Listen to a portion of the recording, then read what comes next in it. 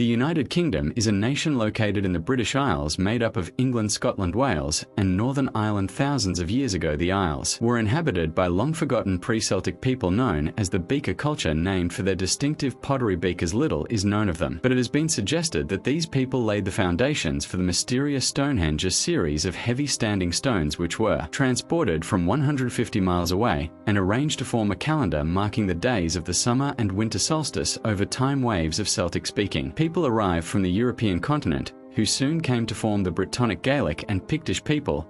These people were not a unified people but were rather many tribes who shared a similar pagan religion, language, and culture. The Romans invaded, conquering what's now England and Wales, but failed to conquer the Pictish tribes to the north. The Romans launched several campaigns into this land they called Caledonia. However, their fortifications were soon overrun and abandoned, and they retreated to Hadrian's Wall. Their conquered lands were incorporated into the Roman Empire. Becoming the province of Britannia, they brought Roman customs and laws, improved infrastructure, and connected many towns and cities with Roman roads. When the Romans left, there was a great migration of Germanic tribes.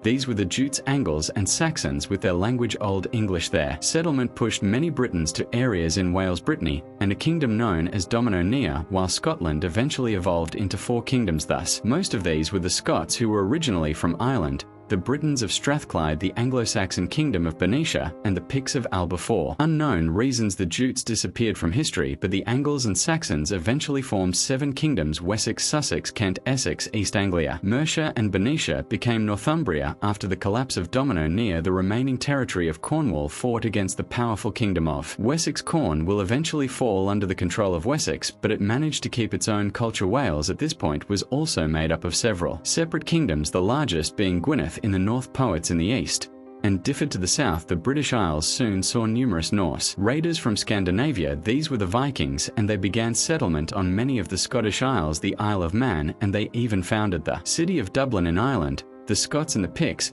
then decided to unite under Kenneth MacAlpin to form the Kingdom of Alba. The Kingdom of Alberg grew strong over the years, and eventually Strathclyde was brought into the fold. Meanwhile, Danish Vikings arrived in the Anglo-Saxon kingdoms for conquest. After fighting the King of Wessex, Alfred the Great, the Danelaw was formed, a land where the laws of the Danes held influence over the Anglo-Saxons, controlling the region and its affairs. The Anglo-Saxons eventually defeated the last Viking king of York, Eric Bloodaxe, and Athelstan became the first king of the English, although the newly formed Kingdom of Denmark would conquer England and even found a short-lived Danish dynasty. Under Canute, the Norseman had a dramatic impact on the Isles, so it's no wonder some words in the English language have Norse origin. After defeating formidable sea raiders from Ireland, the Western Isles, Scandinavia, and Anglo-Saxon forces from Mercia were fed up. Llewellyn subdued his rivals in southwest Wales. Llewellyn became the only Welsh king ever to rule over the entire territory of Wales. He was defeated by the English Earl Harold Godwinson and killed by his own men, leading to the Welsh kingdom splitting apart once more. At the death of Edward the Confessor, there was a succession dispute between 4 claimants. Harold Godwinson was elected as king and managed to defend England from an invasion by the Norwegian king Harald Hardrada. However, Howard had Somogd his army south to defend against Duke William of Normandy, who could cross the English Channel. According to tradition, at the Battle of Hastings, Harold was killed by an arrow to the eye, and the Norman invaders were victorious. The new King William defeated a number of rebellions, built a new design of castles called moats and bailies, and introduced a number of reforms like trial by combat and the Domesday Book. The Norman dynasty invaded into South Wales and parts of Ireland, creating the Lordship of Ireland at court. Nobles spoken conducted sessions in the Anglo-Norman language, which endured for centuries and left an incredible mark in development of modern English. After a brief civil war, Henry II would marry Eleanor of Aquitaine, establishing the Angevin Empire, beginning a long rivalry against France. Richard the Lionheart defended much of this territory and also became a central Christian commander during the Third Crusade, achieving considerable victories against his Muslim counterparts. Saladin under King John, heavy taxes were imposed on his barons in order to pay for his expensive foreign wars. The barons rebelled and forced John to sign the Magna Carta, a charter that established the principle that everyone was subject to the law, even the king, guaranteeing the rights of individuals, the right to justice, and the right to a fair trial. Most of North Wales remained independently ruled by several Welsh princes until 1216, when Llewellyn the Great became the ruler of the Principality of Wales. This would be the case until it, but the first who conquered Wales in 1284, effectively becoming parts England. At the death of King Alexander, The Third Scotland was left with 14 rivals for succession to prevent civil war. The Scottish magnates asked Edward I of England to elect a claimant. John Balliol was elected king but was constantly undermined by Edward, who opposed Scottish independence. Edward decided to launch several campaigns to conquer Scotland and depose King John, to which he acquired the nickname Hammer of the Scots under a brave Scottish knight, William Wallace. The Scots mounted resistance against the English, defeating them at the Battle of Stirling Bridge. Edward marched north in person and defeated Wallace in battle, but Wallace managed to escape. He was later captured and executed, but his efforts allowed Robert the Bruce to rise up and defeat the English, securing Scottish independence when the King of France died without an heir. Edward III was technically eligible to the crown through his mother. The French court denied his claim and instead installed Philip of Valois. Edward paid homage to Philip, as he owned the lands of Gascony and was essentially a vassal to the King of France. Due to disagreements, Edward reasserted his claim to the throne and invaded France. Beginning the 100 Years' War, the English achieved notable victories at the Battle of Crécy, Poitiers and Agincourt thanks to the technical superiority of the longbow,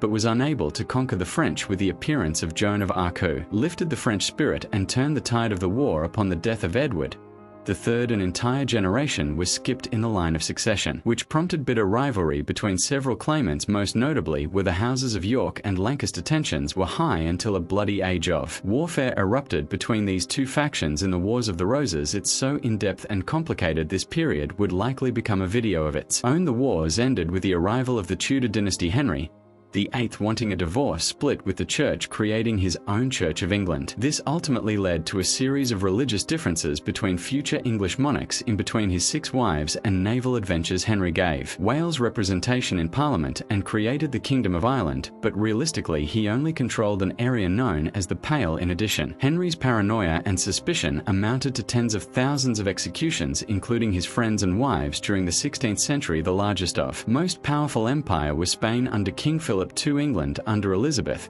I were helping Dutch rebels reject Spanish rule, and many English privateers were also intercepting Spanish silver on its journey back from the New World. This angered the Spanish king, and the final straw came when Elizabeth had Mary, Queen of Scots, executed because she did not want Scotland falling under Catholicism. The Spanish Armada, consisting of 130 ships, was deployed to invade England at the Battle of Gravelines, and English victory forced the Spanish fleet to sail around the British Isles before storms in the north of Scotland destroyed the remaining ships in Matillion.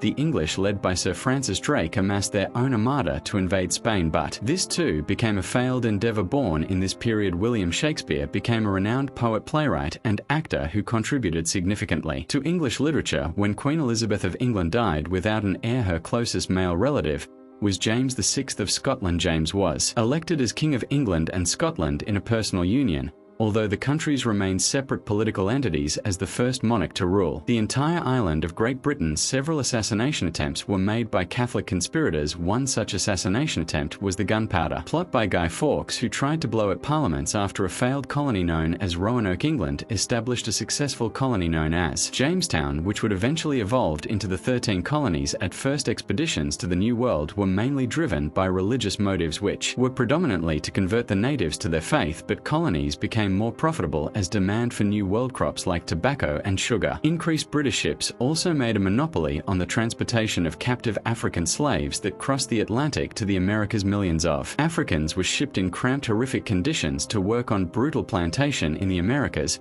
and essentially became property to their masters. For 300 years, this practice continued in the British Empire until it was fully abolished in 1833. This period also saw a wave of plantations in Ireland, where Irish lands were confiscated and given to English and Scottish settlers. Tensions would rise between Charles I and Parliament. Following disagreements, conflicts between royal and parliamentary authority within England led to the English Civil War. The country became divided between parliamentarians known as the Roundheads and royalists known as the Cavaliers under Oliver Cromwell and the New Model Army. The parliamentarians defeated Charles and executed him for treason. Cromwell became Lord Protector and dissolved the monarchy, but shortly after his death, it was restored under Charles II. Charles II married Catherine of Braganza, and when she arrived from Portugal, she introduced the greatest beverage of all the time. Teat had been used by China for centuries, but its arrival in the 17th century captured the interest of the English aristocracy and soon captivated every other Englishman. In 1685, a Catholic James II became king in a largely Protestant nation. James's daughter Mary and her Dutch husband William were both Protestant, and many nobles unhappy with the Catholic king invited William to become king. William found considerable support when he invaded, and he was soon crowned King William III in what became known as the Glorious Revolution. Although William's supporters dominated the government,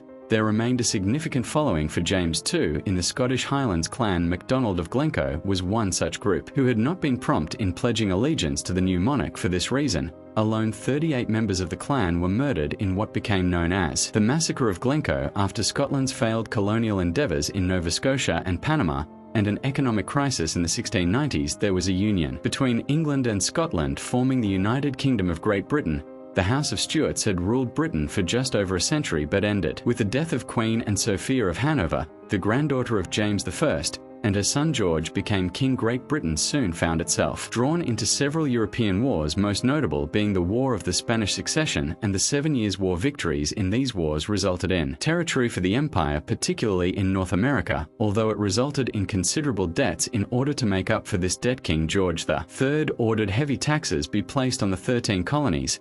This, among other reasons, culminated into the American War of Independence, and with financial help from France and Spain, the Americans were victorious. The East India Company, which was founded by Elizabeth I, had grown rapidly and even operated its own military and controlled a sizable amount of territory. The company had set up fortified warehouses where they traded with many India rulers, acquiring important luxuries like textiles and spices. One of the most important cities of all was Bengal, as it had a large taxable population. The governor of Bengal, Robert Clive, ordered that the population grow opium to export to China instead, as it proved to be a great source of income. However, when a famine struck, it resulted in the deaths of millions of people. Meanwhile, Captain James Cook arrived at New Zealand and the southeast coast of Australia, although he wasn't the first to discover the area because of past Portuguese and Dutch explorers. However, unlike the Dutch of Portuguese, Britain claimed as their new penal colony known as New South Wales. With the first convicts arriving in 1778, and new threats had emerged from France. French Emperor Napoleon Bonaparte. Napoleon had come to dominate most of Europe, but Britain's advantage was that she was an island,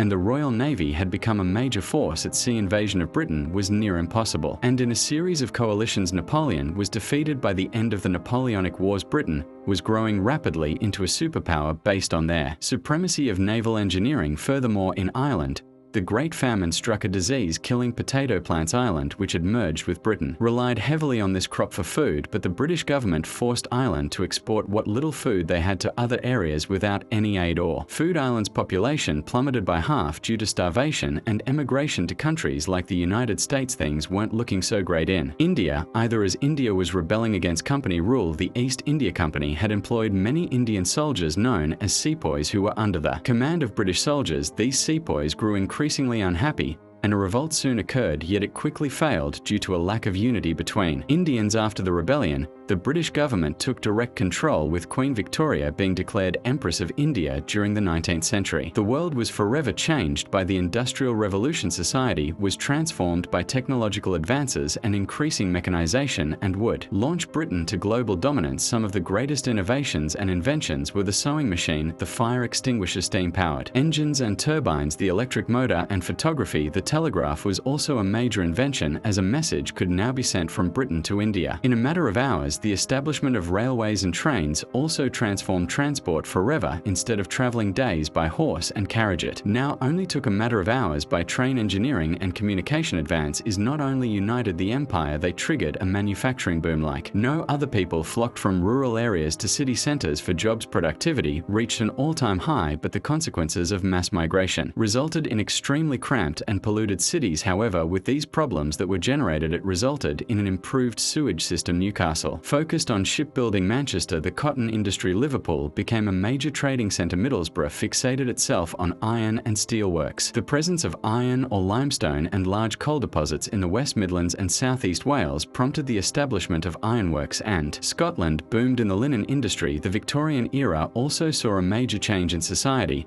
as families from the poorest backgrounds gained access to. Education, although it was much stricter than today's standards, the 1860s, also saw the rise of the greatest food combination ever: fish and chips. Towards the end of the 19th century, European powers came together at the Berlin Conference to divide Africa between them. A group in South Africa, known as the Boers, who originally Dutch settlers, proved difficult for the British.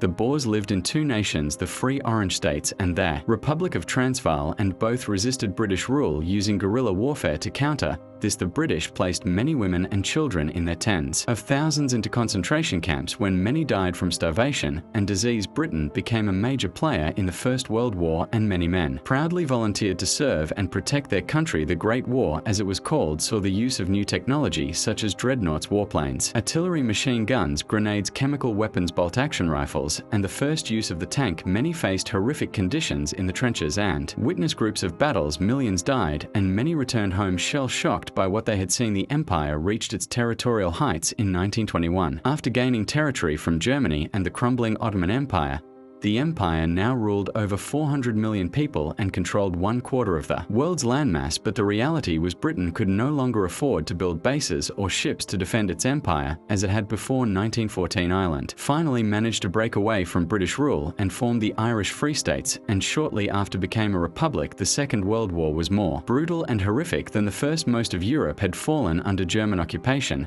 and under Prime Minister Winston Churchill, Britain stood strong. During the Battle of Britain and the Blitz, Britain were extremely successful at intercepting and decoding enemy communications with the likes of Alan Turing, who cracked the German Enigma code. The war ended with an Allied victory, but many nations within the empire felt a desire for independence, and it was clear the empire was about to break. India was one such nation who were ready to declare their independence. Mohandas Gandhi practiced a non-violent approach, and this proved successful. Shortly after India gained independence, the Commonwealth of Nations was formed to improve relations and economic ties with former colonies. This still remains today, with 53 members united by language, history, culture, and shared values of democracy. The British Empire officially ended with Hong Kong, Britain's last colony, being handed over to China in 1997. The empire committed many atrocities on many different people, imposing their culture and civilization, while often wiping out native ones. On the other hand, this brought about globalization and the uniting of the modern world, and without such innovations and industrialization, the world might have been a very different place. The United Kingdom suffered a small economic recession in 2008,